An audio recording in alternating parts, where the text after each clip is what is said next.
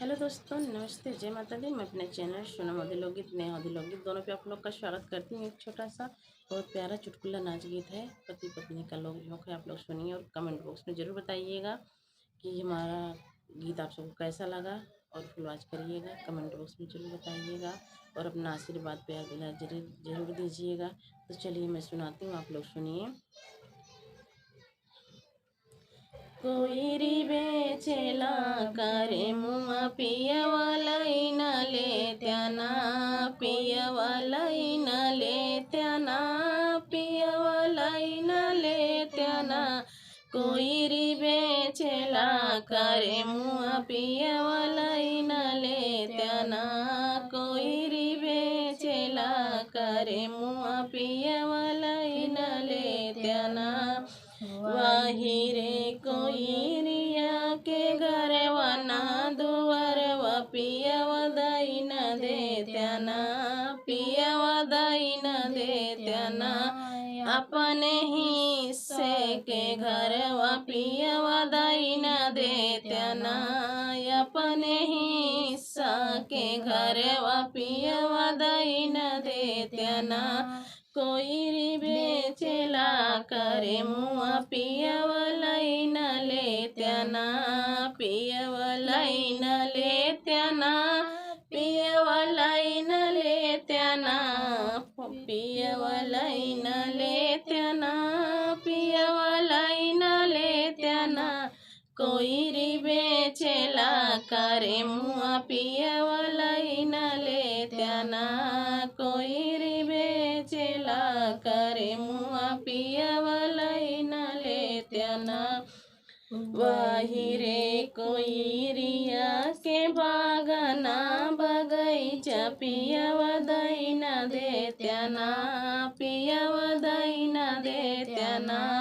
आपन छोट काने भूलवा पियवा दाई न दे त्याना, आपन छोट कान बिलवा पियवा दाई न दे त्याना।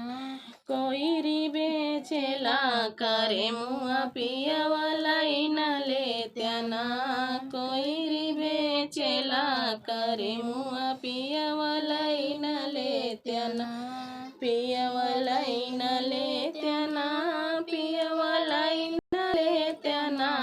कोई बेचेला करे मुआ पियवलाई न ले त्याना, कोई बेचेला करे मुआ पियवलाई न ले त्याना।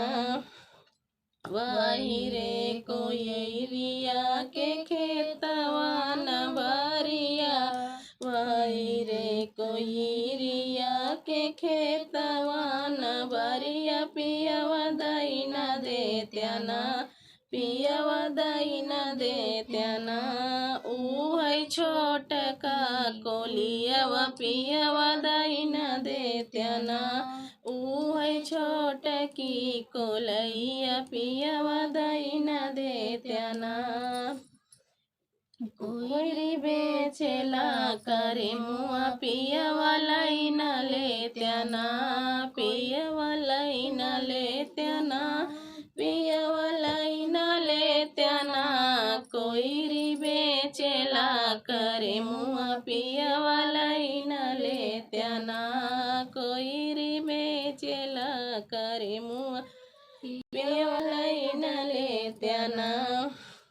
वही रे कोई रिया के मेहरी न लड़िका, वही रे कोई रिया के मेहरी न लड़िका पियवा दाई न दे त्याना, पियवा दाई न दे त्याना। आपन छोट की बहिनिया पियवा दाई न दे त्याना, हमारी छोट की नदिया पियवा दाई न दे त्याना, आपन छोटकी बहिनिया पियवा दई न देत्याना हमर छोटकी ननदिया पियवा दई न देत्याना कोइरी बेचेला करे मुआ पियवा लई न लेत्याना कोइरी बेचेला करे मुआ पियवा लई न लेत्याना।